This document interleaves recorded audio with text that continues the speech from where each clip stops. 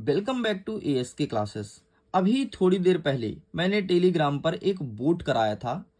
मैं वहां पर बोला था कि जिसका वोटिंग सबसे अधिक रहेगा उस स्टूडेंट के लिए बूस्टर डोज सबसे पहले आएगा। वैसे तो आज 3 विषय का परीक्षा होना है, रसायन, इतिहास और लेखा शास्त्र। सबसे ज्यादा वोट देखने को मिला है रसायन का। एंड फाइनली आप लोग के प्यार और सपोर्ट को देखते हुए आपके सामने मैं बूस्टर डोज लेकर के आ चुका हूं। देखिए स्टूडेंट, इस बूस्टर डोज में जितने भी क्वेश्चन लिखे गए हैं एक बार क्विक रिवीजन कर लीजिएगा। डेफिनेटली यहां से क्वेश्चन देखने को मिलेगा। ऐसा कम ही है या फिर ऐसा कम ही स्कूल होगा जहां पर यहां से क्वेश्चन बाहर जाए।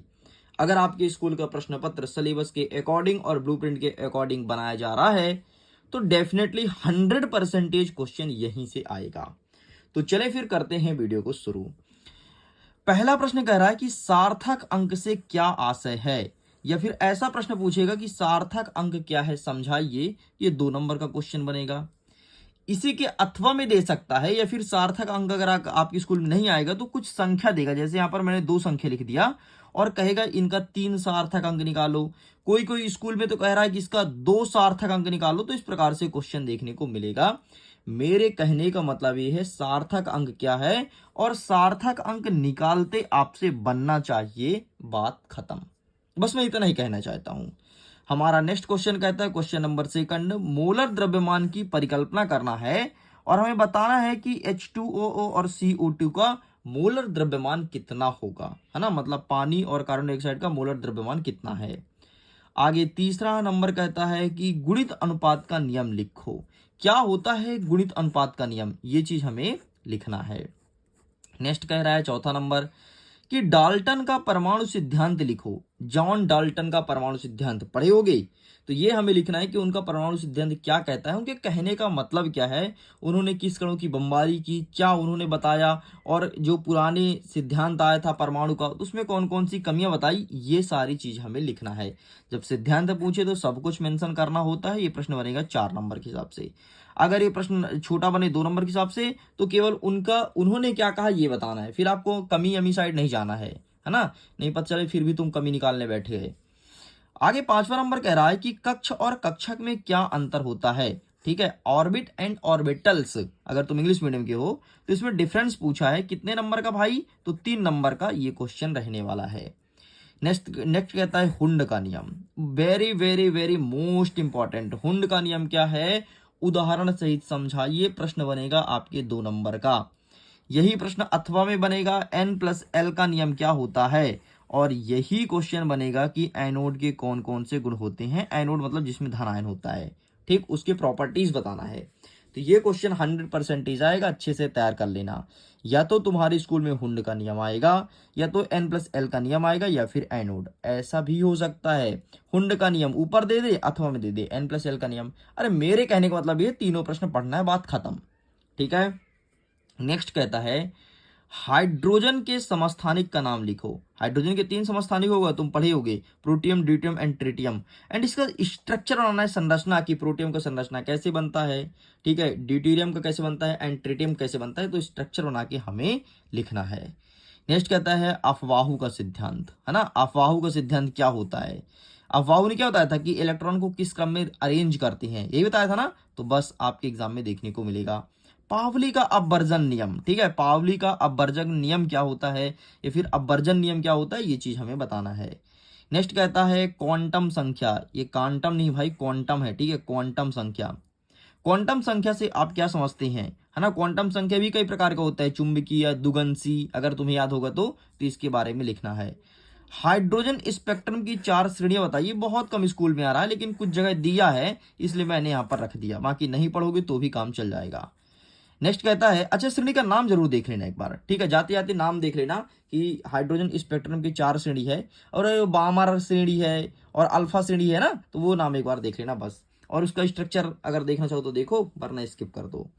12 नंबर कहता है एक ही वर्ग के तत्व के भौतिक व रासायनिक गुणधर्म समान होते हैं, क्यों।